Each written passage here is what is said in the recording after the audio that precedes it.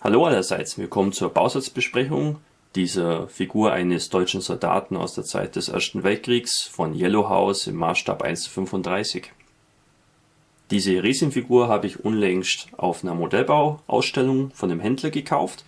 Den Hersteller Yellow House kannte ich bis dahin noch nicht.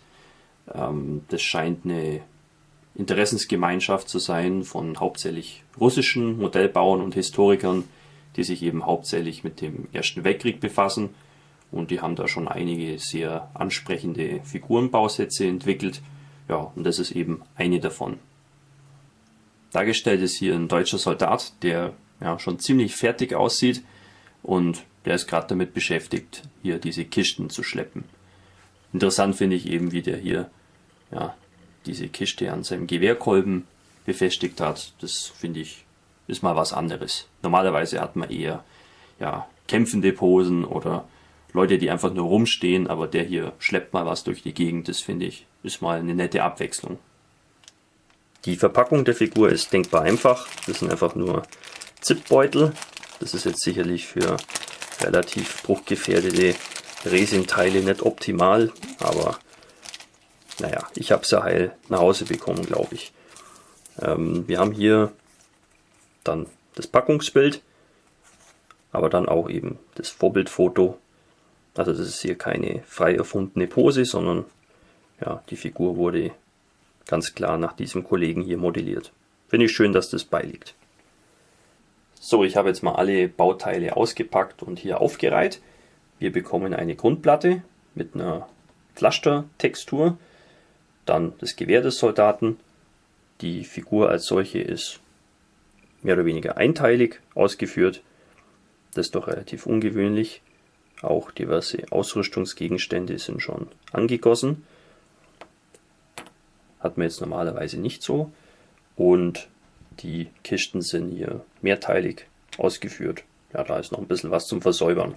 Also das finde ich schon mal sehr positiv. Die Figur ist auf jeden Fall sehr leicht zu versäubern und zu montieren.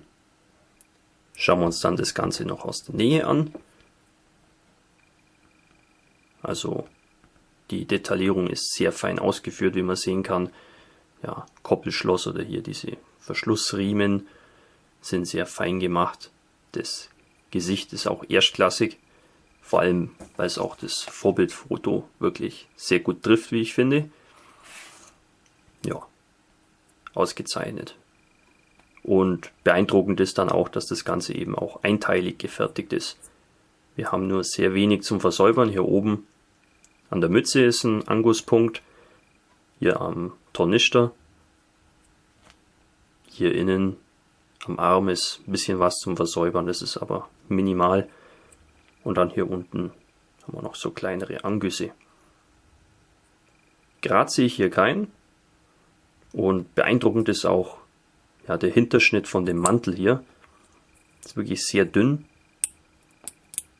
Also da fehlt sich nichts. Ich weiß nicht, wie die das gießen oder ob das vielleicht sogar mit 3D-Druck funktioniert.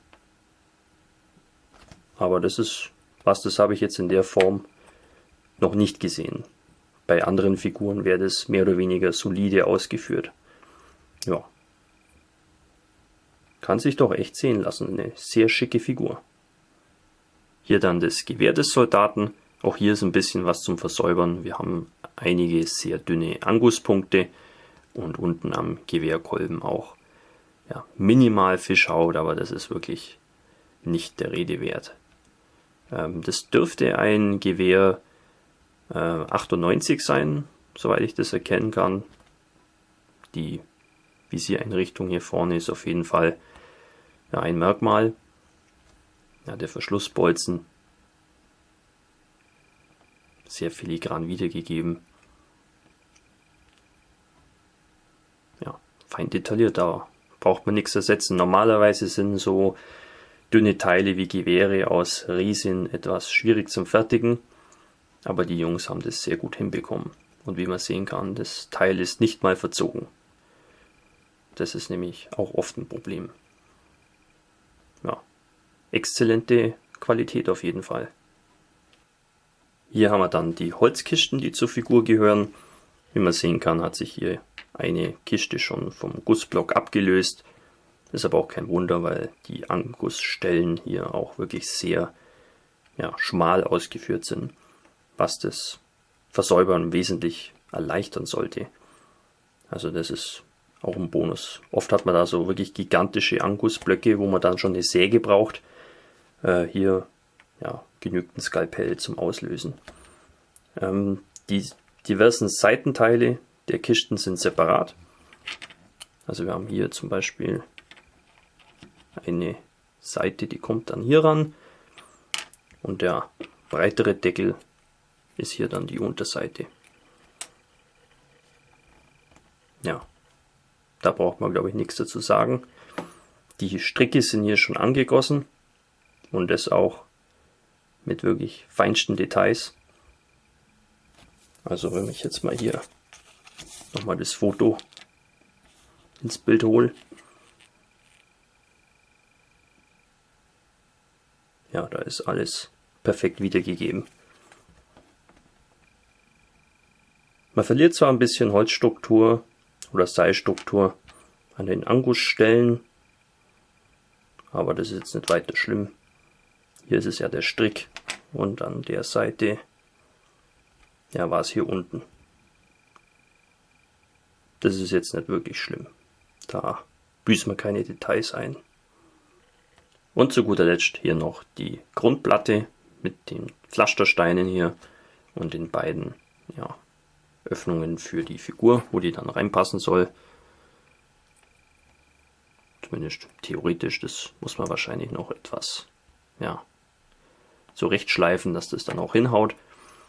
Ja, auch fein detailliert mit den diversen Hinterschnitten da an den Steinen, dass das auch wirklich realistisch aussieht. Ja, feine Sache. Ich weiß jetzt nicht, ob ich diese Grundplatte wirklich verwenden würde. Schön genug wäre sie, aber eventuell findet die Figur woanders ihren Platz. Das eigentliche Straßenpflaster ist auch etwas anders als hier, aber das soll jetzt nicht das Problem sein. So, viel mehr gibt es ja auch nicht mehr zu zeigen. Bei einer Figur ist das Ganze ja auch relativ übersichtlich. Ja, was gibt es da groß zu sagen? Ist eine wirklich sehr schöne Figur. Tolle Vorbildwahl. Die Umsetzung finde ich auch sehr gelungen.